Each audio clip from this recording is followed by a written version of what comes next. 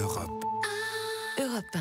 Emmanuel Dutheil, Ryanair évite la grève prévue demain de certains de ses pilotes. Oui, ça a été -1 dans plusieurs pays comme l'Italie, l'Irlande ou le Portugal. Des pilotes avaient appelé à la grève, une grande première pour la compagnie low cost. Son fantasque patron, l'Irlandais Michael O'Leary, avait toujours refusé jusque-là de reconnaître des syndicats à coup de déclarations fracassantes et, comme je vous le disais tout à l'heure, un poil imagé.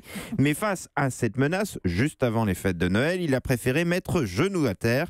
La mort dans l'âme, il a accepté en fin de semaine dernière des discussions avec des syndicats. Ouh là là, bon attention, c'est encore très timide, c'est la mode Michael O'Leary. Les discussions prévues ce soir ou demain avec les pilotes irlandais ne concernent que les pilotes et que des organisations bien précises. Ce sera jeudi avec les Portugais, début janvier avec les Britanniques et les Italiens. Rien n'est prévu pour le moment avec les Belges. L'aéroport de Charleroi est pourtant une grosse base de Ryanair en Europe. Pour le moment, il n'est pas question non plus de discuter avec les hôtesses et stewards, mais ce premier geste a permis de calmer les esprits. Les mouvements de grève sont suspendus.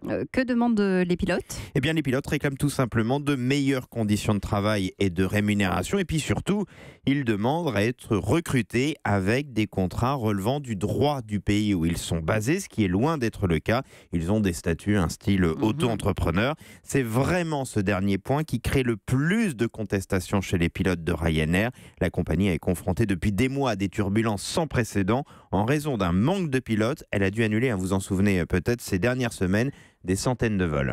Pourquoi on manque de pilotes ? Ben oui, les pilotes, c'est aujourd'hui une denrée rare à cause de la multiplication des compagnies. Ils partent chez le plus offrant, c'est assez normal. Par exemple, Ryanair a souffert du développement de Norwegian en Europe qui a raflé de nombreux pilotes. Il y a de nombreuses compagnies low cost qui émergent par ailleurs partout dans le monde.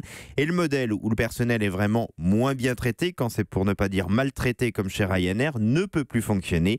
Mais attention, après ces annonces, Ryanair va donc être obligé de lâcher vraiment du lest pendant les discussions si elle ne veut pas être confrontée réellement à un gros mouvement social au pire moment.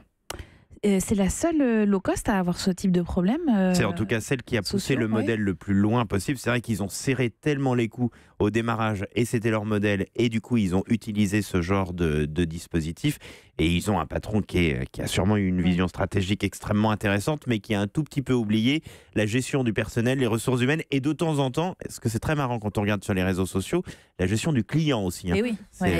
Il peut vraiment lâcher du lest. Il va être obligé. Ouais. Il va être obligé puisque véritablement les pilotes aujourd'hui on en manque dans les compagnies. C'est bien pour ça aussi qu'Air France est régulièrement en conflit avec ses pilotes. On dit c'est des méchants, c'est des nantis. Mais oui, mais pour autant il faut bien réussir à les garder, surtout quand ils sont relativement bons et qu'ils savent piloter un avion. C'est quand même ce qu'on leur demande. C'est mieux. C'est pas mal, Oui, surtout ça pour partir en aide, vacances. ça aide. Europe 1.